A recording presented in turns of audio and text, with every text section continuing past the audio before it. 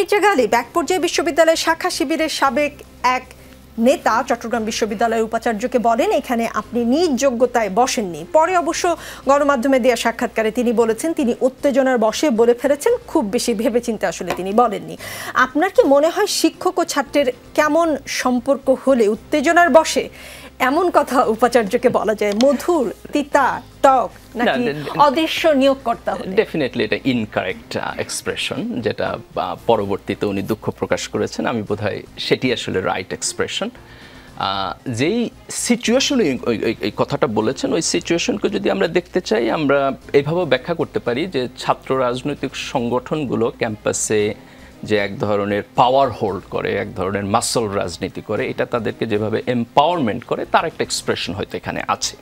কিন্তু এই ঘটনার একটা ডিফারেন্ট পার্সপেক্টিভ আছে, আমাদেরকে সেটাও দেখতে হবে। যেটা রুমিন আপা বলতেছেন যে আমরা একটা ট্রমার মধ্যে দিয়ে গেছি, আমি মনে করি যে শুধু একটা ট্রমা না, আমরা একটা রিফর্ম পিরিয়ডের মধ্যে দিয়ে যাচ্ছি।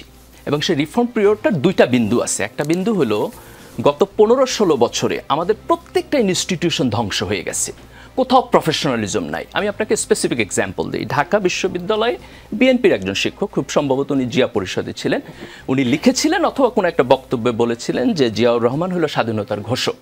এই কারণে ওনাকে বিশ্ববিদ্যালয় থেকে স্যাক করা হয়েছে, ওনার চাকরি চলে গেছে সিন্ডিকেটে। সিন্ডিকেট কিন্তু একটা গণতান্ত্রিক প্রক্রিয়ায় চলে, সেখানে শিক্ষকরা আছেন, ইলেক্টেড লোকেরা আছেন, তারা মিলে তার চাকরি শেষ করে দিছে।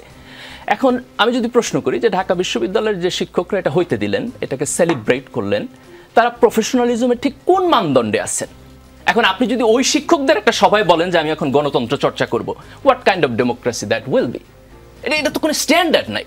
তো এই যে আমরা 17 বছর একটা দেশের প্রত্যেকটা ইনস্টিটিউশনের প্রফেশনালিজমের 12টা বাজায় দিছি, ধ্বংস করে দিছি, সেখান থেকে আমরা একটা রিবিল্ড করতে চাই। তাহলে আপনি রিবিল্ড যদি আইডিয়ালি করতে চান তাহলে আমি সব কিছু আইন অনুযায়ী করব, কিন্তু এটা তো আমরা পারতেছি না। আমাদের সরকার এখন পর্যন্ত উইক। আপনি যদি বর্তমান সরকারকে দেখেন, তাদের ইন্টেনশন ভালো আমি বলবো, কিন্তু তাদের পারফরমেন্স অত্যন্ত উইক। পুলিশ ডিপার্টমেন্টকে যদি দেখেন, অত্যন্ত উইক। বিশ্ববিদ্যালয়ের শিক্ষক ছাত্র রাজনীতি যদি দেখেন, আমরা যে স্ট্যান্ডার্ডে চাইতেছি সে স্ট্যান্ডার্ডে নাই। তো আমি মনে করি যে এই রিফর্ম পিরিয়ডটাকে আপনি যদি আইডিয়ালি ডিল করার চেষ্টা করেন 100%, এটা পারফেক্ট হবে না। তাহলে আপনার ঢাকা বিশ্ববিদ্যালয়ে গত 17 বছরে আওয়ামী লীগ যে সমস্ত শিক্ষকদের নিয়োগ দিচ্ছে, তাদের মতামতের উপর আপনার ডিপেন্ড করতে হবে, দ্যাট ইমপারফেক্ট, কারণ তাদের নিয়োগ প্রক্রিয়া ঠিক হয় নাই, দলবাজি করে তাদেরকে নিয়োগ দিচ্ছে। কাজে আমাদেরকে রিফর্ম পিরিয়ডে মাঝামাঝি জায়গায় থাকতে হবে।